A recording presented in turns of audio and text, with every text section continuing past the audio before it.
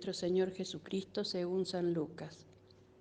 Jesús dijo a sus discípulos: entiéndanlo bien. Si el dueño de casa supiera a qué hora va a llegar el ladrón, no dejaría perforar las paredes de su casa. Ustedes también estén preparados, porque el Hijo del Hombre llegará a la hora menos pensada. Pedro preguntó entonces: Señor, ¿esta parábola la dices para nosotros o para todos? El Señor le dijo: ¿cuál es el administrador fiel y previsor a quien el Señor pondrá al frente de su personal para distribuirle la ración de trigo en el momento oportuno? Feliz aquel a quien su Señor, al llegar, encuentra ocupado en este trabajo. Les aseguro que lo hará administrador de todos sus bienes. Pero si este servidor piensa: mi Señor tardará en llegar, y se dedica a golpear a los servidores y a las sirvientas, y se pone a comer, a beber y a emborracharse, su Señor llegará el día y la hora menos pensada, lo castigará y le hará correr la misma suerte que los infieles. El servidor que, conociendo la voluntad de su Señor, no tuvo las cosas preparadas y no obró conforme a lo que él había dispuesto, recibirá un castigo severo. Pero aquel que, sin saberlo, se hizo también culpable, será castigado menos severamente.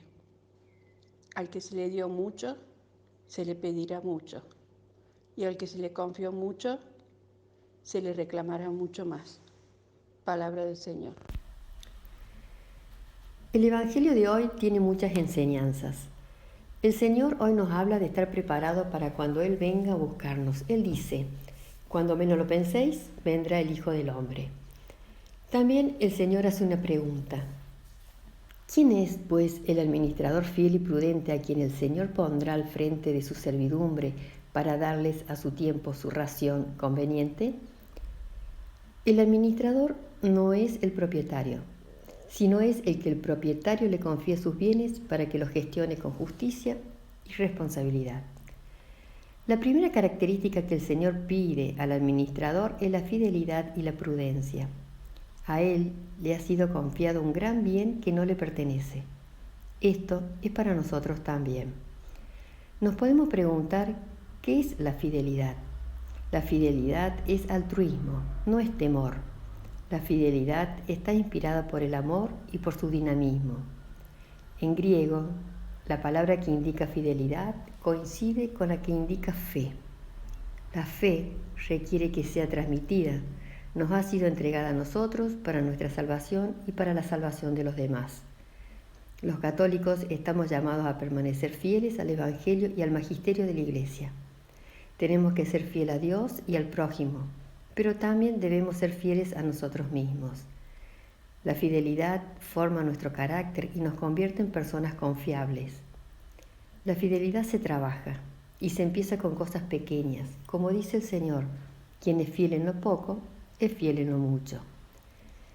San Agustín, cuando explica la prudencia, dice que es amor que escoge con sagacidad entre las cosas que le favorecen y las que se le oponen.